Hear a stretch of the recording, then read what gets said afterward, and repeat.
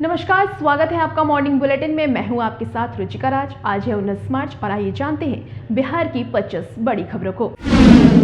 बिहार विधानसभा में गुरुवार को 5 राजकीय विधेयक पेश किए गए। इसके बाद बहुमत से सभी विधेयक पास किए गए। इसमें बिहार विनियोग अधिनियम व्यय विधेयक 2021, बिहार नगर पालिका संशोधन विधेयक 2021, बिहार कराधान विवादों का समाधान विधेयक 2021, बिहार लोकायुक्त संशोधन विधेयक 2021 और बिहार सिविल न्यायालय विधेयक 2021 पास किया गया। बिहार लोकायुक्त संशोधन विधेयक 2021 में लोकायुक्त कार्यालय में की गई लोक शिकायत अगर गलत साबित हुई तो जेल और जुर्माना दोनों हो सकता है। नए प्रावधान में 6 महीने से लेकर 3 साल तक की जेल और 5,000 तक का जुर्माना दोनों की सजा हो सकती है। बिहार विधानसभा ने गुरुवार को संशोधन प्रस्ताव की मंजूरी दी।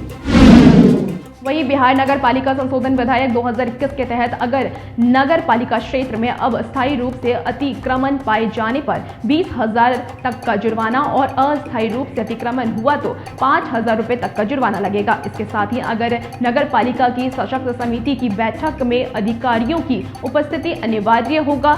इसके साथ ही नए प्रावधान में समूह ग यानी कि क्लर्कियल पद के लिए अब राजकीय स्तरीय परीक्षा ली जाएगी। अब तक नगर निकाय की समूह ग की बहाली करती थी।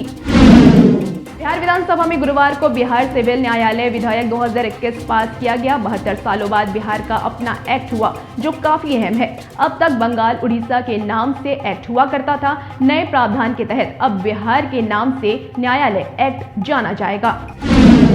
राज्यपाल कोटे से विधान परिषद की 12 सीटों पर मनोनयन के बाद अब सदन में कुछ सदस्यों को नई जिम्मेदारी दी गई है। बीजेपी के वरिष्ठ सदस्य नवल किशोर यादव को सत्ताधारी दल का उप नेता बनाया गया है। वहीं बीजेपी विधान पार्षद दिलीप जायसवाल को उप मुख्य सचेतक बनाया गया। इस पद पर अब तक बीजेपी की रजनीश कुमार थे।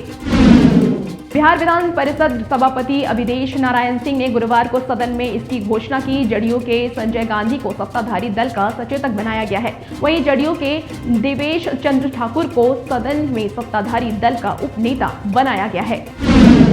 बिहार के प्रथम मुख्यमंत्री और बिहार केसरी के नाम से मशहूर श्री कृष्ण सिंह को भारत रत्न से सम्मानित करने का प्रस्ताव पारित कर दिया गया है। इसके लिए बीजेपी एमएलसी सचिदानंद राय ने विधान परिषद में प्रस्ताव लाया था। इस मामले पर प्रसन्नता जाहिर करते हुए भाजपा के विधान पार्षद सचिदानंद राय ने कहा है कि मैं अपनी प्रसन्नता को शब्दों में व्यक्त नहीं कर पाऊंगा।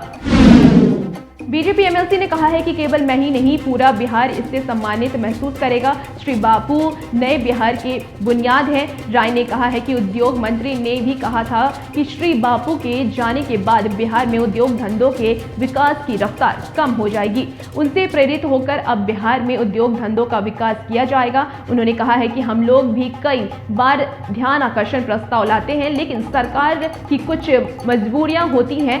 सरकार सभी बातों को नहीं सुन पाती है। लेकिन शिक्षा मंत्री ने कहा था कि हम लोग सरकार के सामने इस प्रस्ताव को रखेंगे। सचिदानंद राय ने कहा है कि इसके लिए मैं मुख्यमंत्री को धन्यवाद देता हूं।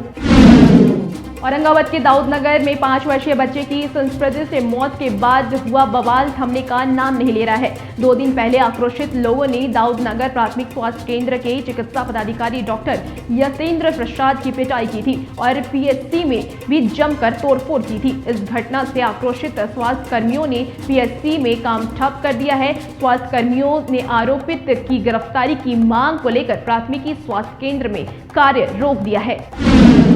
शिवहर के पुनहरिया प्रखंड क्षेत्र में बेदौलबाज के वार्ड नंबर 10 एवं 11 में भीषण अगलगी की घटना सामने आई है। इस घटना में करीब 24 झोपड़ियां जलकर राख हो गई। आग की लपटें इतनी तेजी से फैली कि लोगों को संभालने का मौका नहीं मिला। वार्ड नंबर 10 और 11 में आग लगने की घटना से लोग भयभीत हो गए। लोगों को घरों से सामान निकालने का मौका नहीं मिला और लोगों की आंखों के सामने उनकी जमा पूंजी राख में तब्दील हो गई। जहानाबाद के कल्पा ओपी क्षेत्र के बधार में 10 मार्च को महिला की सर कटी लाश मिलने व हत्या के मामले का पुलिस ने खुलासा किया है।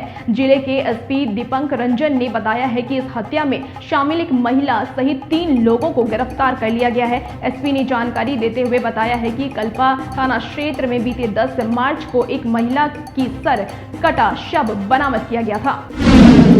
उत्पाद विभाग की ओर से हाजीपुर सदर अनुमंडल में बड़ी कार्रवाई की गई है, जहां उत्पाद विभाग ने बलवा ओकारी में छापेमारी करते हुए तकरीबन 20 लाख का विदेशी शराब बरामद किया है। वहीं मौके से एक शराब तस्कर को भी गिरफ्तार किया गया है। गुप्त सूचना के आधार पर उत्पाद विभाग ने केला और आम बगीचा के बीच चल रहे मुर्गी फार्म में छापेमारी की। इस दौरान भूसा के भीतर छुपाकर भारी मात्रा में विदेशी शराब और बियर रखा गया था। औरंगाबाद में सीआरपीएफ 47वीं बटालियन द्वारा 82वां स्थापना दिवस मनाया गया। स्थापना दिवस पर run alone with gun theme के साथ 5 किलोमीटर मैराथन दौड़ की प्रतियोगिता का आयोजन किया गया। इस अवसर पर शहर के दानी बिघा स्थित सत्येंद्र नारायण सिन्हा पार्क से दौड़ की शुरुआत हुई। दौड़ को सीआरपीएफ के कमांडर याद रमन बुनकर ने हरी झंडी दिखाकर रवाना किया।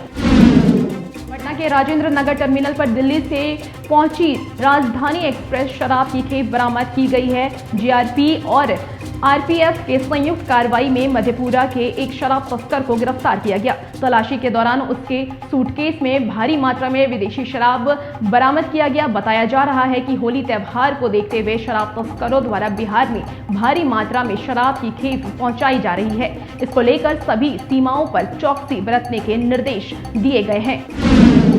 बिहार में विधान परिषद के लिए राज्यपाल द्वारा मनोनीत सदस्यों ने शपथ ली है, लेकिन इसको लेकर बिहार सरकार में शामिल हम मुख्य की टीम कम होती नजर आ रही है। बिहार के पूर्व मुख्यमंत्री जीतन राम मांझी ने साफ कहा है कि एमएलसी चयन को लेकर जो भी हुआ वह सही नहीं था। नीतीश सरकार से इस मामले में बड़ी चूक हुई है।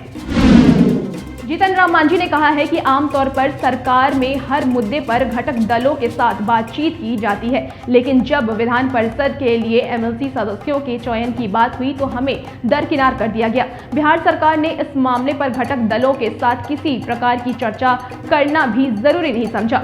इसको लेकर सरकार से कहीं ना कहीं चूक हुई है, जिसे नकारा नहीं जा सकता। जीतन राम मांझी ने कहा है कि सदस्यों के चयन में किन का नाम शामिल किया जाना था, इन पर चर्चा होनी थी, लेकिन सरकार ने ऐसा नहीं किया। ये सही नहीं था। जीतन राम मांझी ने बिहार के विकलांगों के लिए हर माह वेतन देने की मांग सरकार से की है। उन्होंने कहा है कि सदन को ध्यान आकर्षण इस बात पर चर्चा की गई है। जीतन राम मांझी ने कहा है कि बिहार सरकार ने विकलांगों के लिए रोजगार के कोई जरिया नहीं है, जिसके कारण उन्हें कई प्रकार की दिक्कतों का सामना करना पड़ता है। ऐसे में बिहार सरकार उन्हें हर माह एक निश्चित वेतन उपलब्ध कराए। उन्होंने वेतन की राशि कम से कम 1500 रुपए रखने की मांग की है। लॉकडाउन के बाद खेसारी लाल यादव की पहली भोजपुरी मूवी लिट्टी चोखा 9 अप्रैल को रिलीज होगी। यह उनके फैंस के लिए बड़ी खुशखबरी है। लॉकडाउन के बाद पहली बार दर्शक अपने चहेते एक्टर को पहले पर्दे पर देखेंगे। यह फिल्म यूपी और बिहार के दलित और पिछड़ी जातियों के उत्पीड़न की कहानी है।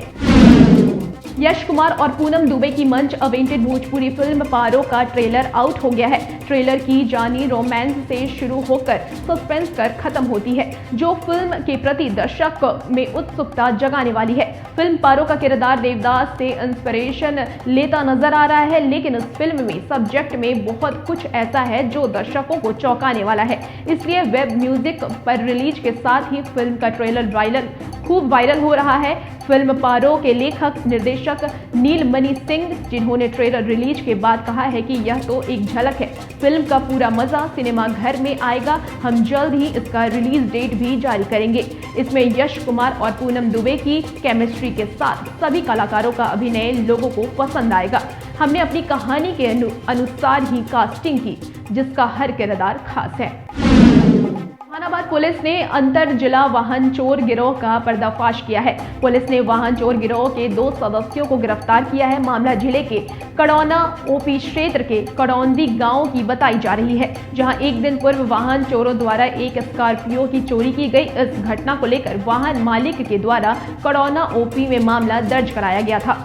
शिवहर जिले के वाहन सहित 2 चोरों को गिरफ्तार किया गया है। एसपी दीपक रंजन ने बताया है कि 24 घंटे के अंदर इस मामले का उद्भेदन कर लिया गया है। साथ ही वाहन चोर गिरोह के 2 सदस्यों को गिरफ्तार किया गया है। बिहार विधान परिषद की सदस्यता ग्रहण करने के बाद उपेंद्र कुशवाहा गुरुवार को बिहार विधान परिषद पहुंचे। उन्होंने मीडिया से बातचीत करते हुए कहा है कि लगातार मेरी लड़ाई शिक्षा को लेकर रही है। अब मेरी लड़ाई काफी आसान हो गई है क्योंकि मैं सरकार के करीब पहुंच चुका हूं। तो अब इस बात पर चर्चा होगी कि जिस प्रकार से नीतीश कुमार के शासनकाल में काम हुए हैं वह काफी सराहनीय है। उपेंद्र कुशवाहा ने कहा है कि अब तक वे लोकसभा, राज्यसभा और विधानसभा में काम कर चुके हैं।